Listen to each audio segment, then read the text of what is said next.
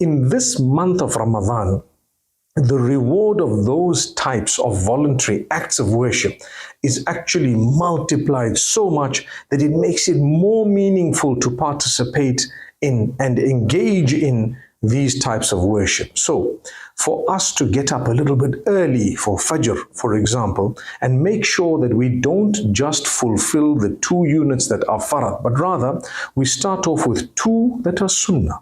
Sunnah means the Prophet, peace be upon him, did it, he taught it.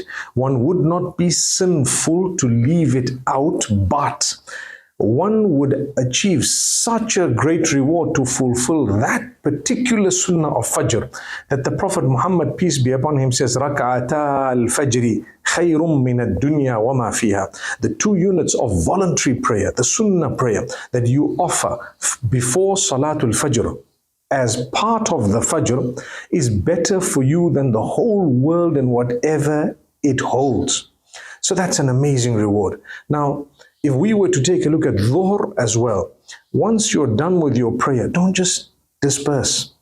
Rather, if you'd like to go home, if you're in the masjid, yes, it is recommended to fulfill all your prayers besides that which is compulsory at home. So the Prophet, peace be upon him, has said that it is best to fulfill your prayers besides that which is compulsory at home.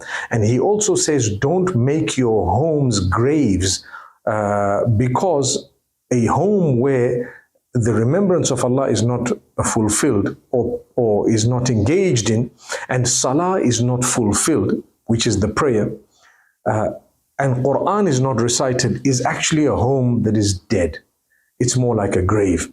So therefore, if you know that you are not going to be lazy, then you go home and you fulfill the sunnah. Get used to it. The same applies to Salatul Maghrib, for example, Salatul Isha, for example, and so many other units of prayer that are not compulsory, but you will get a reward for them. That's as far as the prayer goes. Thereafter, you have many other acts that are the sunnah of the Prophet, peace be upon him. I give you a quick example. When we remember Allah, and that remembrance of Allah in terms of your dhikr after every prayer is a sunnah, but the reward is so huge. So try to get this fitted into your lives, especially during the month of Ramadan, with the idea to continue even outside Ramadan. And this is the whole aim of the month of Ramadan, to develop a relationship with Allah on a level that is higher than what it actually was. So Allah Almighty wants us to engage in these acts of worship, and Allah Almighty wants us to develop.